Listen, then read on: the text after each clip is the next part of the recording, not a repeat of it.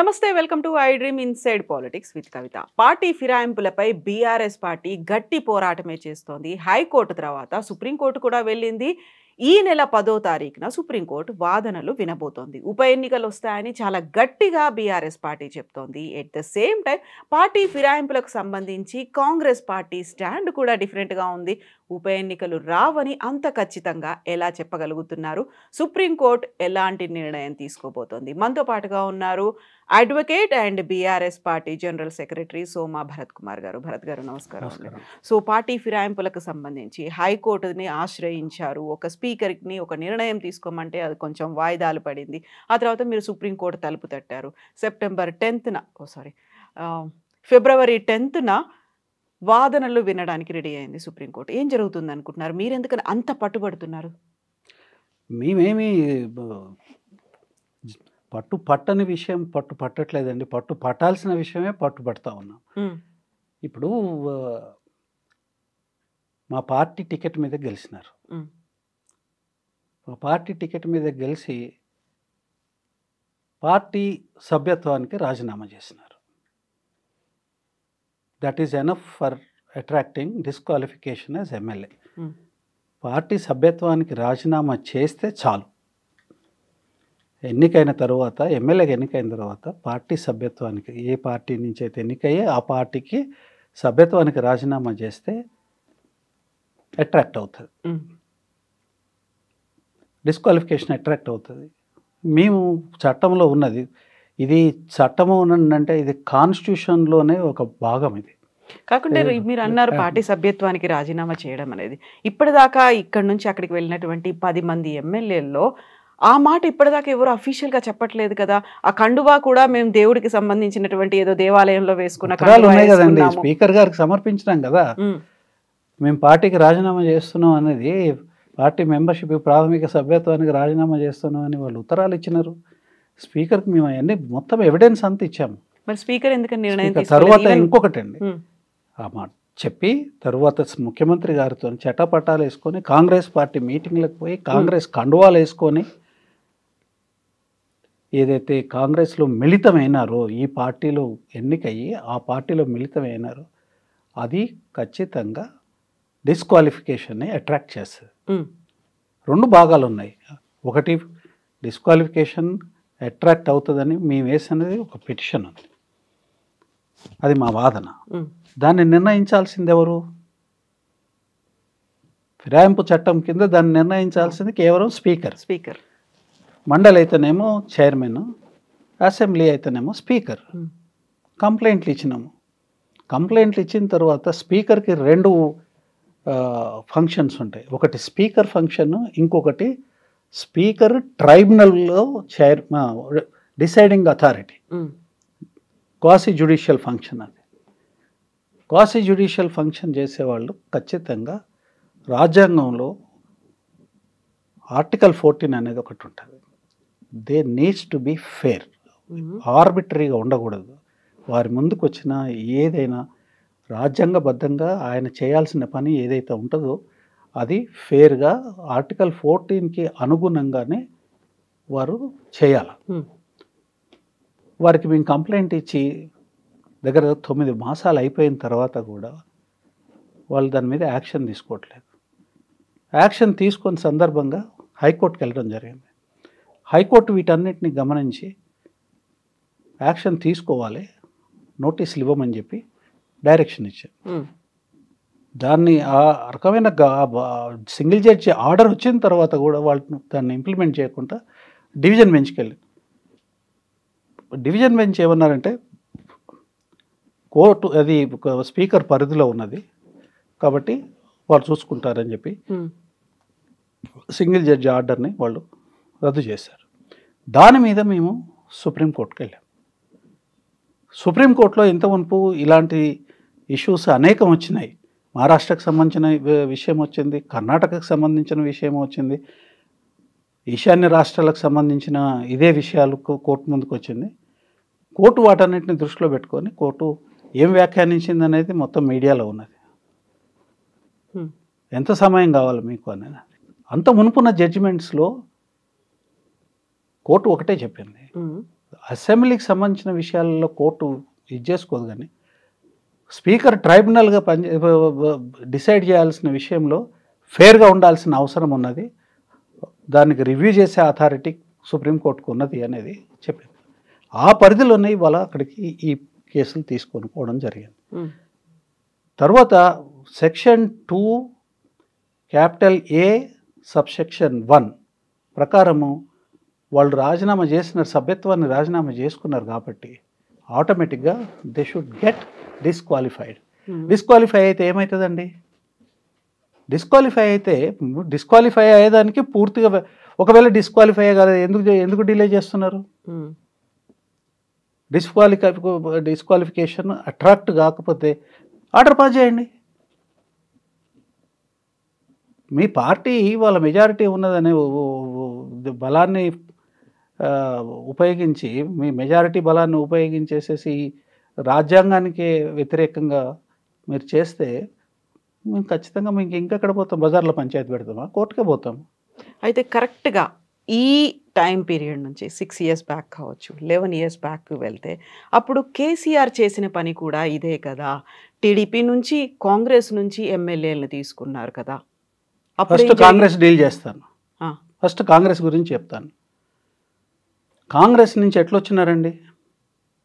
మొత్తం అంతా మూకుమ్మడిగా కాంగ్రెస్ లెజిస్లేటర్ పార్టీ మెజారిటీ సభ్యులు, మెజారిటీ అంటే సూపర్ మెజారిటీ సభ్యులు, చట్టం అనుమతించే అంత గ్రూపు వాళ్ళు కొత్త రాష్ట్రము, ఈ రాష్ట్రంలో అభివృద్ధి అనేది ఏకాభిప్రాయంతో జరిగితే బాగుంటుంది, మేము ఆపోజిషన్లో ఉండేదానికన్నా మేము రూలింగ్ పార్టీలోనే చేరతాము అని వాళ్ళు ఒక గ్రూపుగా వాళ్ళ లెజిస్లేటివ్ పార్టీని బీఆర్ఎస్లో మెర్జ్ చేసినారు.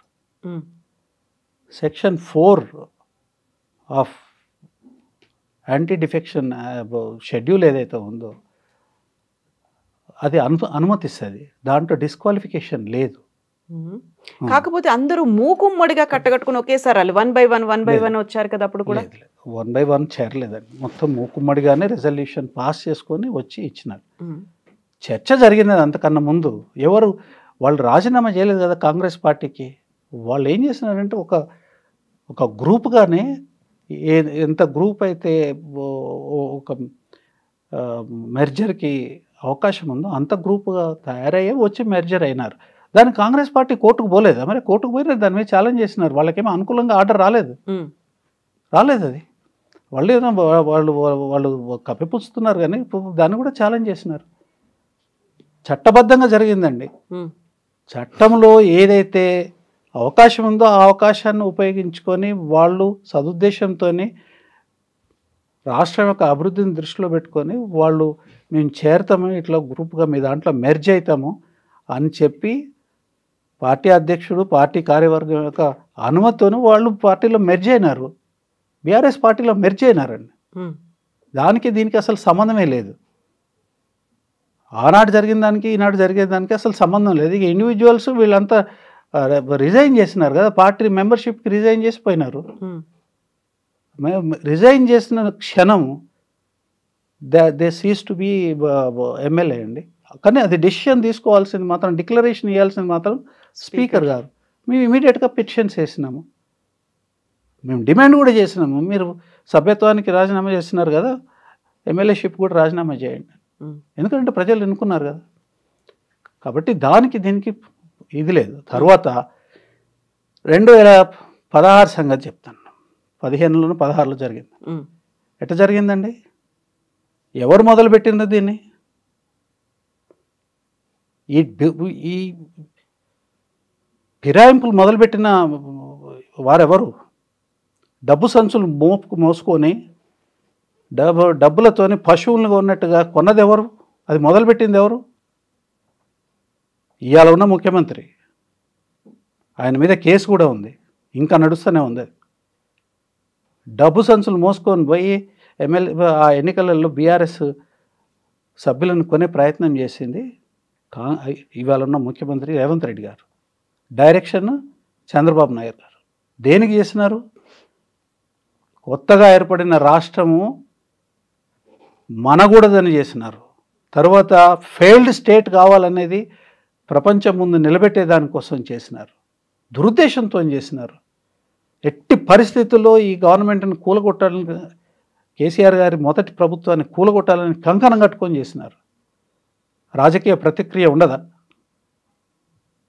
గవర్నమెంట్ని మెజారిటీ ప్రజలు ఎన్నుకున్న గవర్నమెంట్ని కాపాడుకునే అవసరం లేదండి మాకు? ప్రజల పట్ల మేము కొట్లాడాల్సిన అవసరం లేదా? దాన్ని కాపాడుకోవడం కోసం, ప్రభుత్వాన్ని కాపాడుకోవడం కోసం, తద్వారా తెలంగాణ రాష్ట్రాన్ని కాపాడుకోవడం కోసం, సుస్థిరం చేసుకునే దానికోసం మేము ఇన్వైట్ చేసినాము. రండి మాతో చేతులు కలపండి, ఆఫ్టర్ ఆల్ మీరు కూడా తెలంగాణ బిడ్డలే కదా. పార్టీ మారమని ఎంకరేజ్ ఆ చేశారు. పార్టీ మాలో మెర్జిగమని చెప్పినాము. పద్ధతి ప్రకారం మెర్జ్ అయినారు. ఎవరు పోద్దన్నారండి కోర్టుకి? నిజంగా వాళ్ళు గెలవగలిగేది ఉంటే ఆ రోజు కోర్టుకు పోవాలి కదా. వాళ్ళు పోలే కదా. మేము తప్పు చేస్తే ఊరుకునే ఏంటి మనస్తత్వాలైనా వీళ్ళవి. అటు చంద్రబాబు నాయుడు గారి శిష్యుడు, ఆయనే పెద్ద ఇవాళ ముఖ్యమంత్రి అయిన అంత మేధస్సు ఉన్నది, ఎందుకు పోలేదు? నిజంగా మేము తప్పు చేస్తే తర్వాత మీరు కూలగొట్టాలనేది, తర్వాత ఈ రాష్ట్రాన్ని అస్థిరపరచాలనేది స్పష్టంగా కనిపించింది కదా ఆ కేసులో. డబ్బు సంచులు తీసుకుపోయి మీరు ఎమ్మెల్యేలను కొనే ప్రయత్నం చేస్తారు కదా, సభ్యులను కొనే ప్రయత్నం చేస్తారు కదా. అస్థిరం చేయాలని, తెలంగాణను సర్వనాశనం చేసే కార్యక్రమం కదా. తెలంగాణకి రాకుండా వ్యతిరేకంగా ఉద్యమం చేసింది ఎవరండి? 9 డిసెంబర్ 9th 2009లో మొట్టమొదటిసారి తెలంగాణ జరిగేదానికి వీలు లేకుండా అడ్డం పడిన మహానుభావుడు ఎవరు? విజయవాడలో రోడ్ల మీద కూర్చొని చంద్రబాబు నాయుడు గారి తెలుగుదేశ గణం. ఏం తప్పు చేసినామండి? తెలంగాణని సమర్థించుకోవాలి, నిలబెట్టుకోవాలి. కాబట్టి మీ సహాయం మాకు అవసరమని ఆ రోజున్న తెలుగుదేశం, కాంగ్రెస్ ఎమ్మెల్యేలందరికీ కూడా విన్నవించినాము. ఒక గ్రూప్గా వచ్చి వాళ్ళు చేరినారు. ఒకవేళ మీకు అది లీగల్గా తప్పైతే ఆ రోజు కోర్టుకు పోవాలి కదా. ఎందుకు పోలేదు? సో ఇప్పుడు కూడా ఇవాళ మీరు చేసినారు. మేము అయ్యాల పద్ధతిగానే ఉన్నాము, ఇవాళ కూడా పద్ధతిగానే ఉన్నాం. ఆ రోజు మీరు వాళ్ళని ఎంకరేజ్ చేశారు, ప్రభుత్వాన్ని కాపాడుకోవాలి, ఒక విన్నవించుకున్నారు, వాళ్ళు వచ్చారు. ఇప్పుడు కూడా రేవంత్ సర్కార్ కేసీఆర్ అలాంటి పని చేస్తాడు కాబట్టి మేము కూడా గేట్లు ఎత్తాము, అందువల్లే ఈ 10 మంది వచ్చారు, ఇంకా గేట్లు ఎత్తితే ఇంకా చాలా మంది వస్తారు ఒక మాట. అంటే ఈ ప్రభుత్వాన్ని కూడా కూల్చే కుట్ర కేసీఆర్ చేశారు అనేది అక్కడ వినిపించింది కదా ఆ టైంలో. దొంగ పని చేసి సమర్థించుకునే మాటలు వేరు. వాళ్ళు దొంగ పని చేస్తే మేము సమర్థించుకునే దానికోసము, మా ప్రభుత్వాన్ని కాపాడుకునే దానికోసము, ముఖ్యంగా తెలంగాణను కాపాడుకోవడం కోసం చేసిన విన్నపం అది. మేము పార్టీ ఫిరాయించమని చెప్పలే, కలిసి పని చేద్దామని చెప్పినాం. ప్రభుత్వం తెలంగాణ మొదటి ప్రభుత్వాన్ని నిలబెట్టుకుందామని చెప్పినాం, తెలంగాణను నిలబెట్టుకుందామని చెప్పినాం.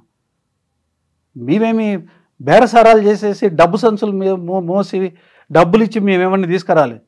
కాకుంటే ఆ టైంలో వాళ్ళు వచ్చిన వాళ్ళని మంత్రివర్గంలో కూడా ఎందుకు చేయకూడదండి? మరి ఈసారి ఒకసారి వాళ్ళు మెర్జ్ అయినారు, పార్టీలో అంతర్భాగం అయిన తర్వాత ఎందుకు చేయకూడదు? ఒక సమిష్టి కార్యక్రమం తీసుకోవాలి, ఏకాభిప్రాయం కావాలి. తెలంగాణలో అభివృద్ధి పోవాలంటే చాలామంది త్యాగం చేశారండి. మొదటి నుంచి కొట్లాడిన వాళ్ళు కూడా త్యాగం చేసినారు. ఎందుకోసం చేసినారు? మాట్లాడకుండా ఎందుకు చేసినారు అంటే కేసీఆర్ గారి ఉద్దేశం కరెక్ట్ కాబట్టి చేసినారు. తప్పేమున్నదండి దాంట్లో? తప్పేమున్నది? ఇచ్చినారు కొంతమంది సమర్థులైన వాళ్ళకి, కొంతమందికి మంత్రి పదవులు ఇచ్చినారు. తర్వాత ప్రజల ఆమోదం తెలిపిన కదండి నెక్స్ట్ టర్మ్ గెలిపించి. ఇప్పుడు ఆమోదం కాదు. ఇప్పుడు వీళ్ళు ఏంటంటే మొత్తం అంతా చిల్లర వాగ్దానాలన్నీ చేసి, అలవిగాని వాగ్దానాలు చేసి జనాన్ని మభ్యపెట్టి వాళ్ళని కన్ఫ్యూజ్ చేసి మార్పు అని చెప్పి ఇవాళ మార్పు చూస్తూనే ఉన్నాం కదా, ప్రజలు ఎట్లా ఆడుతున్నారు. అయితే ఫస్ట్ టైం 2014లో ఎన్నికలు జరిగినప్పుడు టీఆర్ఎస్ పార్టీకి 63 స్థానాలు వచ్చాయి. ఆ తర్వాత 2018లో జరిగినటువంటి ఎన్నికల్లో 88 వచ్చాయి. 88 వచ్చినప్పుడు కూడా మళ్ళీ తీసుకోవాల్సిన అవసరం, దాన్ని సెంచరీ దాటించాల్సినటువంటి అవసరం ఏమరు?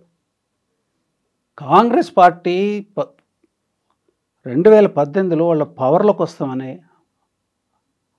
ఆలోచనలో ఉన్నారు. ఖచ్చితంగా మేము ఈసారి పవర్లోకి వస్తామనే ఆలోచనలో ఉన్నారు. ఆ ఆశలు అడియాశలైనాయి.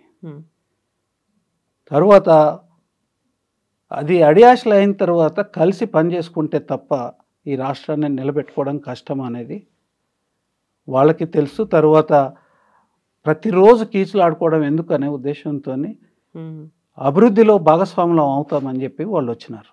వస్తే చేసుకుందాం, మేము తప్పే ఉన్నదండి దాంట్లో. అంటే ఇప్పుడు మీరు ఎందుకు ఎన్నిసార్లు మీరు అడుగుతున్నారు, నేను కూడా చెప్పాల్సిన అవసరం ఏంటంటే ఈ డిస్క్వాలిఫికేషన్ ఏది డిస్క్వాలిఫికేషన్ అవుతుంది, ఏది డిస్క్వాలిఫికేషన్ కాదనేది మీరు చూడండి. కాన్స్టిట్యూషన్లోనే ఉన్నది ఇది. సెక్షన్ 2A(1) సబ్సెక్షన్ 1, తర్వాత సెక్షన్ 4 ఇది మెర్జర్. ఈ మెర్జర్ కనుక అయితే మాత్రము డిస్క్వాలిఫికేషన్ లేదు అనేది స్పష్టంగా ఇచ్చినారు. ఓకే. సెక్షన్ 2లో ఏంటంటే మీరు ఎన్నికైన పార్టీ ఏదైతే ఉందో ఆ పార్టీ సభ్యత్వానికి మీరు రాజీనామా చేస్తే ఆటోమేటిక్గా మీకు డిస్క్వాలిఫికేషన్ అట్రాక్ట్ అవుతుంది. But declaration needs to be given by the speaker. Speaker చేయాలి కదండి. స్పీకర్ లాంటి వాళ్ళే నిష్పక్షపాతంగా ఉండాలి. ఏ పార్టీ నుంచి ఉన్నా కానీ స్పీకర్ నిష్పక్షపాతంగా ఉండాలి. ఆ నిష్పక్షపాతంగా ఉండాల్సిన స్పీకరే మౌనంతో పక్షపాత ధోరణి ప్రస్ఫుటించేటట్టుగా ఉన్నప్పుడు తప్పనిసరి పరిస్థితి కోర్టుకు పోవాల్సిన పరిస్థితి ఏర్పడింది. అయితే భరత్ గారు, గతంలో టీఆర్ఎస్ పార్టీలోకి కాంగ్రెస్ కానీ టీడీపీ ఎమ్మెల్యేలు కానీ వచ్చినప్పుడు బంగారు తెలంగాణ రాష్ట్రం కోసం అని చెప్పారు. ఇప్పుడు బీఆర్ఎస్ పార్టీ నుంచి కాంగ్రెస్లోకి వెళ్ళినప్పుడు తెలంగాణ రాష్ట్ర పునర్నిర్మాణం కోసం, అంటే ఇక్కడ కూడా వాళ్ళకు ఒక ఎజెండా అనేది కనిపిస్తుంది. అప్పుడు ఎలా అయితే ఒక ఎజెండా గురించి చెప్పారో, ఏదైతే కావాలని ఒక లక్ష్యం ఉందో దానికోసం దీన్ని కూడా అలాగే చెప్పారు కదా. అదే కరెక్టేనండి. ఇప్పుడు రాజ్యాంగంలో కొన్ని పద్ధతులను పెట్టినారు. ఆ పద్ధతి ప్రకారం పోండి. మీరు రాజీనామా చేసి తెలంగాణ నిర్మాణం కోసం మనలో అదే స్లోగన్ పెట్టుకొని ఎన్నికై అందులో చేరండి. ఎవడొద్దని అంటున్నాడు? మీరు సెక్షన్ 4 ప్రకారం మీరు చేరండి. మీకు ఒకవేళ కనుక ఆ స్ట్రెంత్ ఉంటే అట్లా చేరండి. ఎవడొద్దని అంటున్నాడు? రాజ్యాంగాన్ని 24 గంటలు రాహుల్ గాంధీ గారు రాజ్యాంగం పట్టుకొని తిరుగుతూ ఉంటాడు. వాళ్ళ నాయన చేసిన చట్టం అండి ఇది. ఏది? యాంటీ డిఫెక్షన్ లా తీసుకొచ్చింది 85లో రాజీవ్ గాంధీ గారు. ఆయన తీసుకొచ్చిన చట్టాన్ని ప్రజలకేమో రాజ్యాంగం చూపించి మోసం చేస్తూ ఉంటాడు. ఇక్కడ రాజ్యాంగం ఆయన కాడికి వచ్చే వరకునేమో దాన్ని అమలు చేయడు. ఎందుకు అమలు చేయడండి? అంతకన్నా ఇప్పుడు డిఫెక్షన్ లా వాళ్ళ ఫాదర్ తీసుకొచ్చిన డిఫెక్షన్ లాని ఆయన ఎందుకు ఇంప్లిమెంట్ చేయడు అంటున్నాను.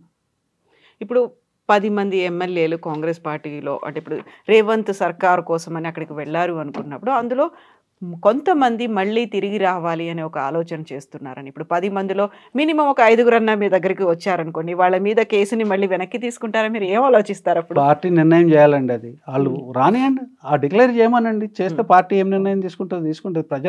ప్రజలు ఏం నిర్ణయం, ప్రజలకు వదిలేస్తారా, లేకపోతే నిర్ణయం తీసుకుంటారా, లోపల తీసుకుంటారా, లేకపోతే రిజెక్ట్ చేస్తారా? అదంతా కూడా అది హైపోథెటికల్ సిచ్యువేషన్. అది కాకపోతే నేను మాట్లాడకూడదు. భరత్ గారు, వాళ్ళందరూ భేటీ అయ్యారు, మళ్ళీ పునరాలోచించుకుంటున్నారు అనేటువంటి వార్తలు కూడా వినిపిస్తున్నాయి కదా. ఈ ఉప ఎన్నికను తప్పించుకోవాలి అంటే మళ్ళీ బీఆర్ఎస్ పార్టీలోకి వెళ్తేనే బెటర్ అనేటువంటి ఆలోచన ఉంది అనేది. నేను కామెంట్ చేయడం కాదు, నా పరిధిలో లేని విషయం నేను మాట్లాడకూడదు. ఓకే. అయితే ఇప్పుడు సుప్రీంకోర్టులో ఏం జరుగుతుందంటారు? February 10th వాదనలు వినబోతోంది సుప్రీంకోర్టు. మామూలుగా వేరే విషయాల మీద మనం ప్రోగ్నోసిస్ ఇవ్వచ్చు, కానీ కోర్టులో పెండింగ్ ఉన్న వాటి మీద కామెంట్ చేయడం మీకు మంచిది కాదు, నాకు మంచిది కాదు, కరెక్ట్ కాదండి.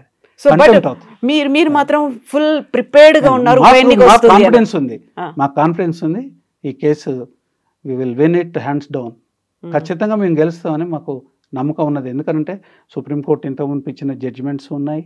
తర్వాత పద్ధతిగా నడుచుకొని పరిస్థితి, ఇవాళ ఏ వ్యవస్థ అయితే పద్ధతిగా నడుచుకోవాలో ఆ వ్యవస్థ పద్ధతిగా నడుచుకోనప్పుడు ఖచ్చితంగా సుప్రీంకోర్టు ఇంటర్వ్యూన్ అవుతుందనే నమ్మకం మాకున్నది. సో పాజిటివ్గా రెస్పాండ్ అవుతుంది. మీరు అనుకున్నట్టుగా ఒక ఫలితం, అక్కడ తీర్పు వస్తుంది అనుకున్నప్పుడు ఖచ్చితంగా ఉప ఎన్నిక అనేది వస్తుంది అనేది. ఆ ఉప ఎన్నిక రాదు అనేది కాంగ్రెస్ ఎందుకు అంత గట్టిగా చెప్తోంది? అసలు మ్యానిపులేషన్ని నమ్ముకునే వాళ్ళకి మ్యానిపులేషన్ ఎట్లయినా మ్యానిపులేట్ చేద్దామని అంటే మోసం చేసే మోసపూరితమైన పద్ధతులు అవలంబిద్దాం అనుకుని ఇట్లా డీలేలు చేయడం, ఇవన్నీ చేసి రాకుండా ఆపుదామని అని అనుకుంటుండొచ్చు. వాళ్ళ ఆలోచన మేము ఎట్లా చెప్తామండి? వాళ్ళ ఆలోచన కరెక్ట్ కాదని మాత్రం చెప్తాం, సాధ్యం కాని ఆలోచన అని చెప్తాం. తర్వాత ఎవరండి సహనాన్ని కోల్పోయేది? వాళ్ళ మీద వాళ్ళకి నమ్మకం లేని వాళ్ళు, తప్పు చేసిన వాళ్ళు మాత్రమే సహనాన్ని కోల్పోతారు. సూసైడ్ ఎవరు సూసైడ్ చేసుకుంటారని మాట్లాడుతుంది. ఉప ఎన్నిక ఎందుకు వస్తుంది? ఈ ముఖ్యమంత్రిగా ఉన్న వ్యక్తికి ఇట్లాంటి భాష కానీ ఇట్లాంటి భాష్యం కానీ సబబు కాదు, చేయకూడదు. ఏమైనా ముఖ్యమంత్రి ఇలా మేము కూడా గౌరవించాలి. ముఖ్యమంత్రి అనేది మేము కూడా అంటాం కదా, ప్రజలు ఎన్నుకున్న తర్వాత మేము కూడా అనుకుంటాం కదా, మాకు ఉన్నది కదా హక్కు ముఖ్యమంత్రి ఎట్లా బిహేవ్ చేయాలనేది. సరే, సక్రమంగా బిహేవ్ చేయాలి. నోటికి ఎంత వస్తే అంత మాట్లాడితే ఇంకోటి ఎవడన్నా ముఖ్యమంత్రిని తిడితే మేము కూడా అవమానం ఫీల్ అవుతాము. ముఖ్యమంత్రి రాష్ట్రానికి ముఖ్యమంత్రి కదా, అంత మాత్రం సంయమనం లేకపోతే ఎట్లా? ప్రతిపక్ష నాయకులలో ముఖ్యమైన నాయకుడిని పట్టుకొని నీకు అంత కోరికలుంటే ఆ కోరికలు తీరవు మాత్రం చెప్పగలుగుతాం. చాలా దుర్మార్గమైన కోరికలు ఇవి. ఈ కోరికలు తీరే కావు. ఎవరి రాత ఎవరు రాసి పెడతారండి? ఎగ్జాక్ట్లీ, ఎవరు రాత ఎవరు రాసి పెడతారు? నువ్వు చేసే విషయంలో ప్రజలకు నువ్వు అనేక వాగ్దానాలు చేసినావు, వాటి సంగతి చూడు. అది అమలు చేసే కార్యక్రమం చూసుకో, ప్రజల దగ్గర మెప్పు పొందు. మీకు ఏమైనా కష్టం ఉంటే ఆ విషయంలో మేము సహాయం చేస్తాం. ఇట్లా ఈ పిల్లి శాపాలు ఈ శాపాలతో అయ్యేది కాదు కదా. ఇప్పుడు 10 నియోజకవర్గాల్లో ఉప ఎన్నిక వస్తే ఖచ్చితంగా బీఆర్ఎస్ 10కి 10 గెలుచుకుంటుందా? కాన్ఫిడెన్స్ ఉందా మీకు? 100% గెలుస్తాం, 100% గెలుస్తాం. ప్రజలు వెంజన్స్తో ఓటేస్తారు మాకు.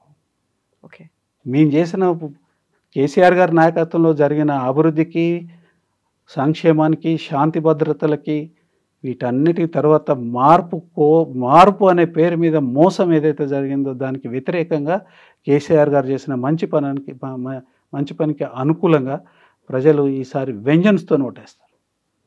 గెలుస్తాం, ఖచ్చితంగా గెలుస్తాం. ఎస్ భరత్ గారు, 10th తర్వాత మళ్ళీ మనం మాట్లాడుకుందాం తీర్పు అనేది ఎలా ఉండబోతుంది అనేది. Thank you so much. Thank you. Thank you.